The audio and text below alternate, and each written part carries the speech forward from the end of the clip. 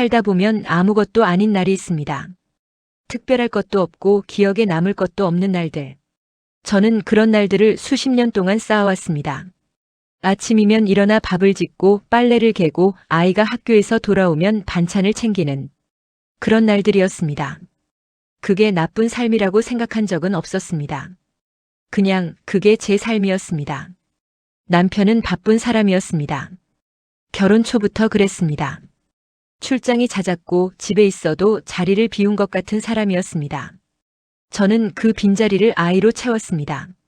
정확히 말하면 아이에게 기댔습니다. 그 아이가 웃으면 저도 웃을 수 있었고 그 아이가 자라는 것을 보는 것만으로 하루가 버텨졌습니다. 28해를 그렇게 살았습니다. 돌이켜보면 저는 아이 하나로 너무 많은 것을 버텼는지도 모릅니다. 그 무게를 아이는 알지 못했고 알게 해서도 안 된다고 생각했습니다. 부모란 그런 것이라 믿었으니까요. 그해 봄 몸이 이상하다 싶어 병원에 갔습니다. 검진 결과를 기다리는 동안에도 별 생각이 없었습니다. 조금 피곤한 것뿐이라고 나이가 드니 그런 것이라고 스스로를 다독였습니다. 의사가 차트를 들여다보는 시간이 조금 길다 싶었는데 그때도 크게 느끼지 못했습니다. 그런데 의사가 천천히 고개를 들었습니다. 간 수치가 많이 안 좋습니다. 이식까지 고려하셔야 합니다. 그 말이 끝난 순간 소리가 사라졌습니다.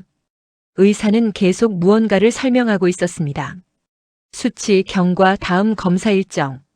입술이 움직이는 게 보였지만 귀에 들어오지 않았습니다. 머릿속이 하얗게 비어버린 느낌이었습니다. 손이 무릎 위에 있었는데 감각이 없었습니다. 집에 돌아왔습니다. 현관문을 닫고 신발을 벗으면서 그제야 다리가 풀렸습니다. 부엌불을 켜는 것도 잊었습니다. 그냥 식탁 앞에 앉아 있었습니다.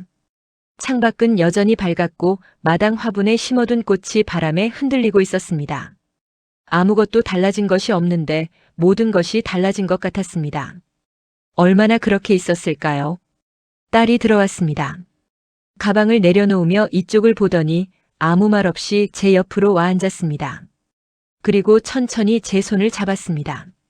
엄마 내가 해줄게. 그 한마디였습니다. 참았던 것이 한꺼번에 올라왔습니다. 울지 않으려 했는데 딸 손의 온기가 너무 익숙해서 그만 무너지고 말았습니다.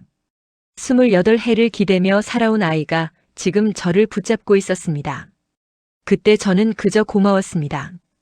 그 말 한마디가 얼마나 큰 파장을 불러올지 그때는 알지 못했습니다. 며칠 뒤 검사가 시작됐습니다. 이식을 위한 적합성 검사라고 했습니다. 혈액형, 조직형, 유전자형. 딸은 군말 없이 따라왔습니다. 병원 복도를 나란히 걷는데 그 아이가 제 팔을 살짝 끼었습니다. 아무것도 아닌 그 동작이 마음에 걸렸습니다. 이 아이에게 이런 걸 부탁해도 되는 건지 고마우면서도 미안했습니다. 결과는 일주일쯤 뒤에 나온다고 했습니다. 그 일주일 동안 저는 평소처럼 지내려 했습니다. 밥을 짓고 청소를 하고 잠을 자려 했습니다. 그런데 잠이 오질 않았습니다. 병이 두려운 게 아니었습니다. 아직 실감이 없었습니다. 다만 그 아이 얼굴이 자꾸 떠올랐습니다. 아무것도 모른 채 웃고 있는 그 얼굴이. 결과가 나왔다는 연락을 받은 건 딸보다 제가 먼저였습니다. 병원에 도착했더니 의사가 저를 따로 불렀습니다. 딸은 대기실에 남겨두고 혼자 들어갔습니다. 유리문이 닫히는 소리가 유독 크게 들렸습니다. 의사의 표정이 이상했습니다. 무언가 말하기 전에 먼저 망설이는 사람의 얼굴이었습니다. 오래 진료를 해온 사람이 저런 표정을 짓는다는 것이 그것만으로도 이미 심상치 않았습니다. 어머니, 이건 조금 설명이 필요할 것 같은데. 가슴이 철렁했습니다. 이식이 안 된다는 말인지 딸 몸에 문제가 있다는 말인지 온갖 생각이 스쳤습니다. 그런데 의사가 꺼낸 말은 그 어떤 예상과도 달랐습니다. 유전자형이 맞지 않습니다. 순간 숨이 막혔습니다. 유전자형이 맞지 않는다는 게 무슨 의미인지 처음엔 이해하지 못했습니다. 어머니와 딸 사이라면 당연히 일정 부분 일치해야 한다는 것쯤은 알고 있었습니다. 그런데 일치하지 않는다는 건 무슨 말씀이세요? 목소리가 제대로 나오지 않았습니다. 의사는 시선을 내리깔며 조용히 말했습니다. 따님과 친모 관계가 아닙니다. 그 문장은 짧았습니다. 5글자였습니다. 그런데 그 5글자가 앉아있던 제 몸을 통째로 밀어낸 것 같았습니다. 발밑이 사라지는 느낌이었습니다. 의사가 무언가를 더 말하고 있었지만 들리지 않았습니다. 대기실에 딸이 있었습니다. 아무것도 모른 채 저를 기다리고 있었습니다. 그 아이에게 어떤 얼굴로 나가야 할지 그 순간 저는 아무것도 알 수 없었습니다. 딸에게는 아무 말도 하지 않았습니다. 진료실에서 나오는데 그 아이가 벌떡 일어나며 이쪽을 봤습니다. 괜찮냐고, 결과가 어떻게 됐냐고. 저는 그냥 웃었습니다. 조금 더 검토가 필요하다고, 별거 아니라고. 그렇게 말하면서도 눈을 마주치지 못했습니다. 집으로 오는 차 안에서 딸은 음악을 틀었습니다. 창밖을 바라보며 저는 생각했습니다. 무엇을 어떻게 받아들여야 하는지 아직 아무것도 정리가 되지 않았습니다. 친모 관계가 아니라는 말. 그 말을 어디서부터 풀어야 할지 몰랐습니다. 그 아이는 28살이었습니다. 갓난아기 때부터 키웠습니다. 첫 걸음마를 걷던 날, 열이 나서 밤새 이마를 짚던 날, 처음 학교에 들어가던 날. 모든 날이 제 기억 속에 있었습니다. 그 아이가 웃으면 저도 웃었고 그 아이가 아프면 저도 아팠습니다.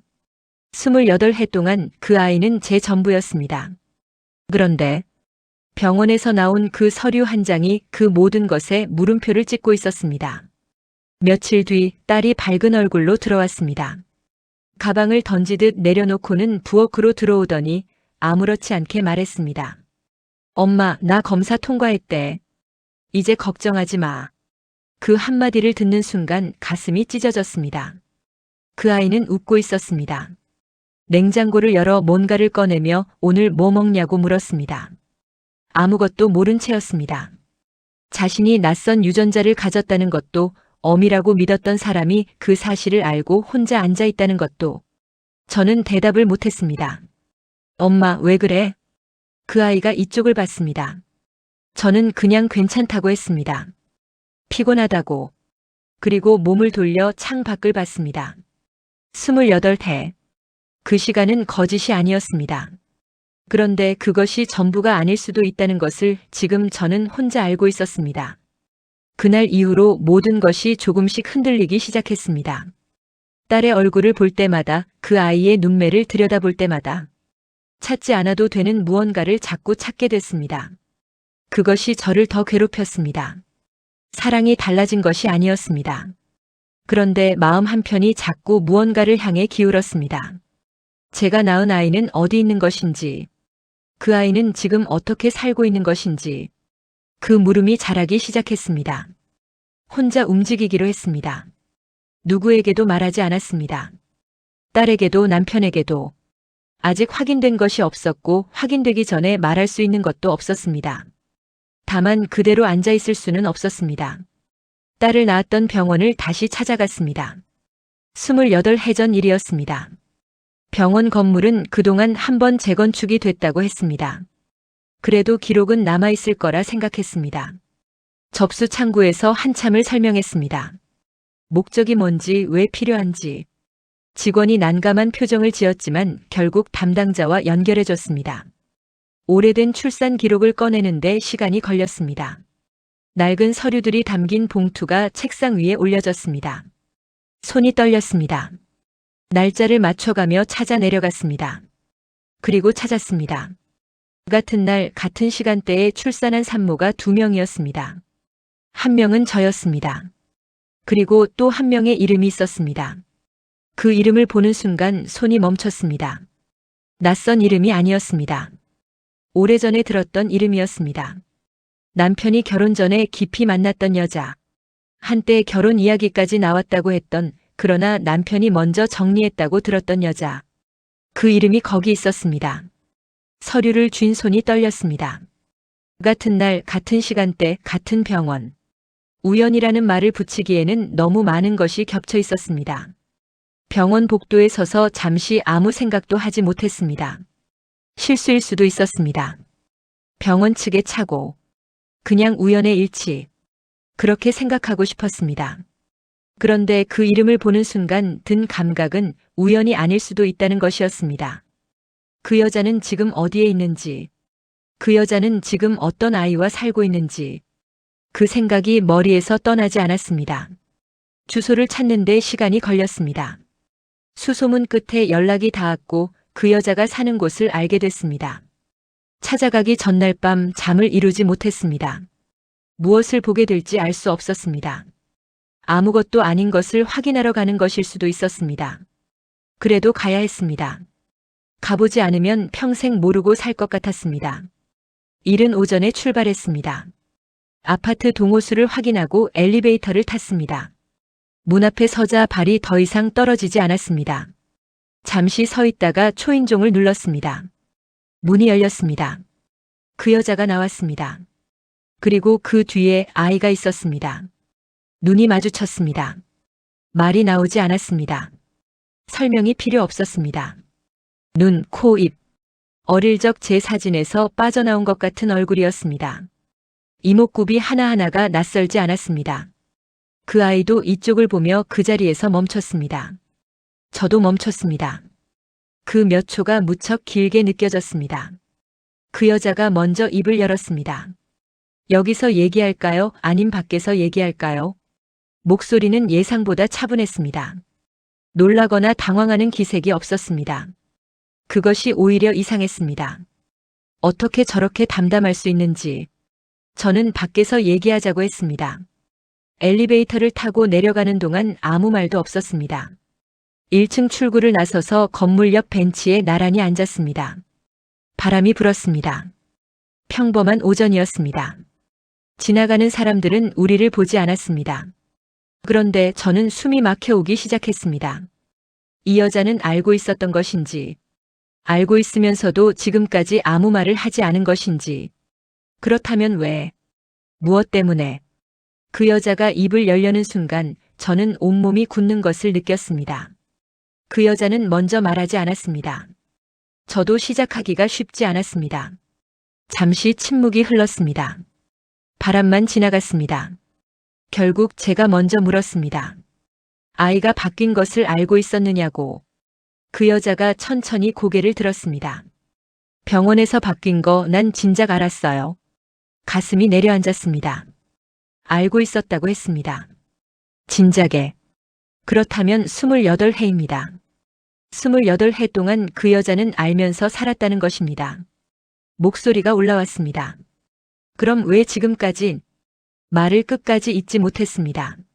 무슨 말을 해야 할지 몰랐습니다. 분노인지 억울함인지 슬픔인지 그것도 구분이 되지 않았습니다. 그 여자는 허탈한 듯 웃었습니다. 그 웃음이 저를 더 무너지게 했습니다. 당신 남편한테도 버림받았는데. 그 말은 조용했습니다. 그런데 조용한 만큼 깊이 박혔습니다. 잠시 뒤 그 여자가 다시 말했습니다. 그래도 내 딸만큼은 좋은 집, 좋은 아빠 밑에서 살게 해주고 싶었어요. 저는 아무 말도 할 수 없었습니다. 그 말이 진심인지 아닌지도 판단하기 어려웠습니다. 그런데 다음 말이 나왔습니다. 복수도 하고 싶었고요. 그 순간 모든 것이 무너지는 소리가 들리는 것 같았습니다. 복수. 그 말 한마디가 지금까지의 문장들을 전부 다르게 만들었습니다. 좋은 집, 좋은 아버지라는 말도 진심이 아닌 것은 아니었을 겁니다. 그러나 그것이 전부도 아니었습니다. 그 여자는 두 가지를 동시에 원했습니다. 그리고 28해 동안 그 두 가지를 동시에 붙들고 살았습니다. 그리고 저는 그제야 알게 됐습니다. 그 여자가 데리고 살았던 아이, 제가 낳은 아이, 그 아이는 대학을 가지 못했습니다. 성인이 되자마자 일을 시작했습니다.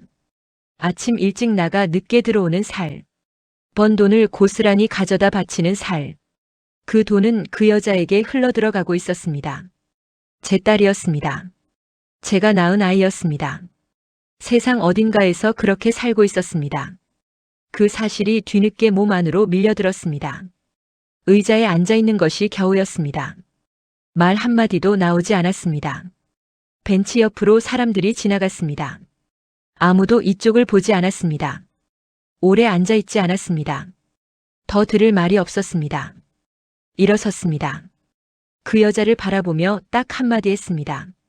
이 아이 제가 데려가겠습니다. 그 여자가 비웃었습니다. 그러더니 말했습니다. 데려가려면 그동안 키워준 값을 내놓으라고. 표정이 차가웠습니다.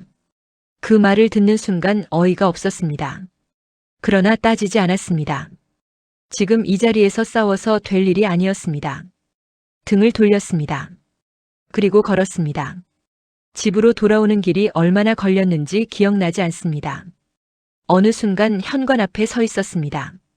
신발을 벗으면서 결심했습니다. 더 이상 혼자 안고 있을 수 없었습니다. 딸이 방에 있었습니다. 불러서 마주 앉았습니다. 어디서 시작해야 할지 몰랐습니다. 건강검진부터 시작했습니다. 검사 결과 유전자형 의사에게 들었던 말, 그리고 병원 기록, 그 여자의 이름, 오늘 찾아갔던 일까지. 딸은 아무 말도 하지 않았습니다. 눈이 점점 붉어졌습니다. 그래도 끝까지 들었습니다. 말을 마쳤을 때 방 안이 조용했습니다. 아주 긴 침묵이었습니다. 그리고 딸이 울기 시작했습니다. 소리 없이 눈물이 흘렀습니다. 한참 뒤에 입을 열었습니다. 엄마 혹시 나 버리는 거 아니지? 그 말이 가슴을 찔렀습니다. 저는 대답 대신 그 아이를 안았습니다. 꼭 안았습니다. 28해 동안 안아왔던 것처럼. 아니, 그보다 더 꽉. 넌 내 딸이야. 낳지 않았어도 내가 키운 딸은 너 하나야. 딸의 등이 들썩였습니다. 저도 울었습니다. 두 사람이 한참 그렇게 있었습니다. 눈물이 잦아든 뒤 저는 창밖을 바라봤습니다. 이제 해야 할 일이 있었습니다. 저 멀리 어딘가에 또 다른 아이가 있었습니다. 제 피를 나눴지만 한 번도 엄마라고 부르지 못한 아이. 28해 동안 제가 모르는 삶을 살아온 아이. 늦었다는 것을 알고 있습니다. 그래도 이제라도 바로 잡아야 한다고 생각했습니다. 두 아이를 모두 지키고 싶었습니다. 한 아이를 얻기 위해 다른 아이를 잃을 수는 없었습니다. 앞으로 어떤 일이 기다리고 있는지는 모릅니다. 그 여자가 쉽게 내줄 것도 아닐 테고 풀어야 할 것들이 산처럼 쌓여 있다는 것도 압니다. 그래도 저는 더 이상 물러서지 않기로 했습니다. 조금 늦었지만 이제라도 제가 잘할 수 있겠죠? 여기까지 함께 해주셔서 감사합니다. 낳지 않아도 딸이고 피가 달라도 가족이라는 것. 오늘 이 이야기가 그 마음을 조금이나마 건드렸다면 그것으로 충분합니다. 살다 보면 우리는 모두 한 번쯤 묻게 됩니다. 내가 지금 잘하고 있는 건지, 너무 늦어버린 건 아닌지.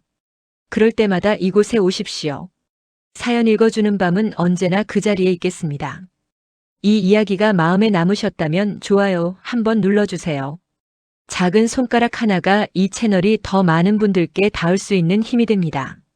그리고 구독과 알림 설정까지 해두시면 다음 이야기도 가장 먼저 만나실 수 있습니다. 다음 이야기에서 또 뵙겠습니다.